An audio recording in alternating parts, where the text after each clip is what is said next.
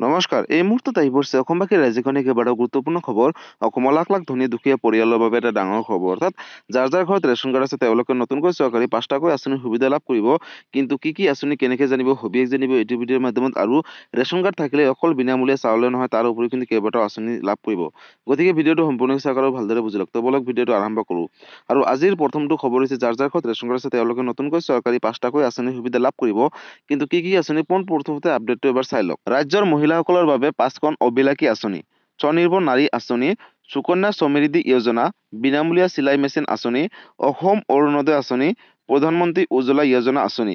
কোনে লাভ কৰিব এই আঁচনিৰ সুবিধা বা কোনে এপ্লাই কৰিব পাৰিব, সবিশেষ আগলৈ চাওক। আৰু ৰাজ্যৰ মহিলাসকলক স্বাৱলম্বী কৰি তুলিবলৈ 5খন অবিলাসী আঁচনি আৰম্ভ কৰিছে।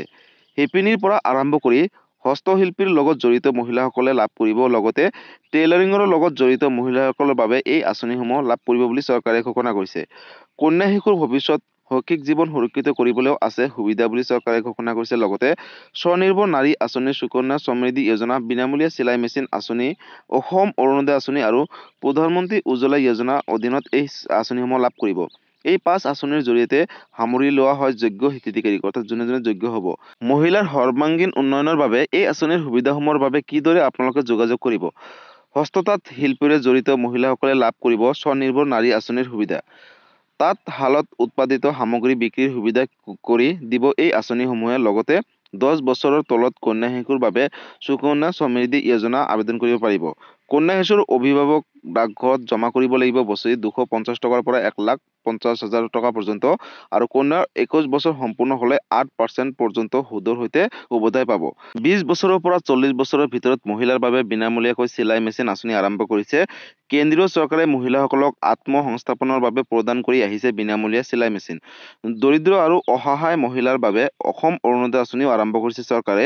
পৰিয়ালৰ বাৰ্ষিক উপাৰ্জন 2 লাখ টকাৰ ভিতৰত হ'লে কৰিব পাৰিব অৰুণোদয় আঁচনিৰ আবেদন। এই আঁচনিৰ জৰিয়তে ৰাজ্যৰ মহিলাসকলে লাভ কৰিব প্ৰতি মাহে 1250 টকাকৈ। আৰু গৃহিণীসকলৰ সহায় নোহোৱাকৈ প্ৰধানমন্ত্ৰী উজ্জ্বলা যোজনা আবেদন কৰিব পাৰিব। এই আঁচনিৰ জৰিয়তে লাভ কৰিব আৰ্থিকভাৱে দৰিদ্ৰ মহিলাসকলৰ বাবে ৰাজ্য সাহায্যযুক্ত গেছ চিলিণ্ডাৰ। অৰ্থাৎ লাখ লাখ দুখীয়া, দৰিদ্ৰ আৰু মধ্যবিত্ত পৰিয়ালৰ বাবে ভাল খবৰ। বন্ধু-বান্ধৱীসকল, যদিহে আপোনালোকৰ ঘৰত ৰেচন কাৰ্ড আছে তেনেহ'লে আপোনালোকে এই 5টাকৈ আঁচনিৰ সুবিধা লাভ কৰিব। চাওক, অকল ৰেচন কাৰ্ড থাকিলে বিনামূলীয়া চাউলে নহয়, তাৰ উপৰিও কিন্তু চৰকাৰে কেইবাটাও অভিলাষী আঁচনি আৰম্ভ কৰিছে দুখীয়া, দৰিদ্ৰ আৰু মধ্যবিত্ত পৰিয়ালৰ বাবে। অৰ্থাৎ যাৰ ঘৰত ৰেচন কাৰ্ড আছে তেওঁলোকে এই আঁচনিসমূহৰ সুবিধা লাভ কৰিব। কিন্তু আবেদন ক'ত কৰিব, কেনেকৈ কৰিব, কি নথি পত্ৰৰ প্ৰয়োজন হ'ব? বন্ধু-বান্ধৱীসকল, এই 5টা অভিলাষী আঁচনি কেনেকৈ আবেদন কৰিব, ক'ত কৰিব লাগিব, কি ডকুমেণ্টছৰ প্ৰয়োজন হ'ব, সবিশেষ যদি জানিব বিচাৰিছে তেনেহ'লে আপোনালোকে মোক কমেণ্ট এটা কৰিব আৰু মই নেক্সট এটা ভিডিঅ'ৰ জৰিয়তে আপোনালোকক সবিশেষ তথ্যসমূহ দিম।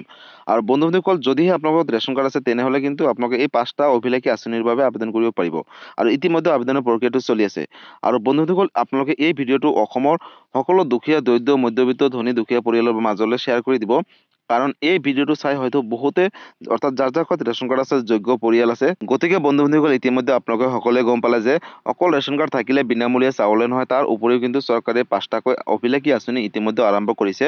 আৰু এই আঁচনিৰ সুবিধাসমূহ আপোনালোকে লাভ কৰিব বিচাৰিলে আপোনালোকৰ ৰেচন কাৰ্ড থকাটো বাধ্যতামূলক। আৰু যদি ৰেচন কাৰ্ড আছে তেনেহ'লে আপোনালোকে এইখিনি আবেদন কৰিব পাৰিব। আৰু ক'ত কেনেকৈ আবেদন কৰিব লাগিব বিস্তাৰিত জানিব হ'লে আপোনালোকে মোক কমেণ্ট এটা কৰিব। মই সবিশেষ ভিডিঅ' এটা অহাকালিলৈ বনাই দিম, আপোনালোকে সেই ভিডিঅ'টো চাই ল'ব। গতিকে বন্ধু-বান্ধৱীসকল, আজি আছিল এইটো এটা ইনফৰ্মেটিভ ভিডিঅ' আৰু গুৰুত্বপূৰ্ণ খবৰ। ভিডিঅ'টো চাই কেনেকুৱা পালে? যদি ভাল পালে চেনেলটোত নতুনকৈ আছে চেনেলটো ছাবস্ক্ৰাইব কৰিব, লাইক কৰিব। কিবা সুধিবলগীয়া বা বিশেষ জানিবলগীয়া আছে আপোনালোকে মোক কমেণ্ট কৰি জনাব, মই নিশ্চয় ৰিপ্লাই দিবলৈ চেষ্টা কৰিম। আৰু এই ভিডিঅ'টো আপোনালোকৰ সকলোৰে মাজলৈ শ্বেয়াৰ কৰি দিব। আৰু যদি ফেচবুক পেজৰ পৰা চাই আছে তেনেহ'লে ফেচবুক পেজটো ফ'ল' কৰিবলৈ নাপাহৰিব। আৰু ফেচবুক পেজৰ পৰা সকলোৰে মাজলৈ শ্বেয়াৰ কৰি দিব। ধন্যবাদ। জয় আই অসম।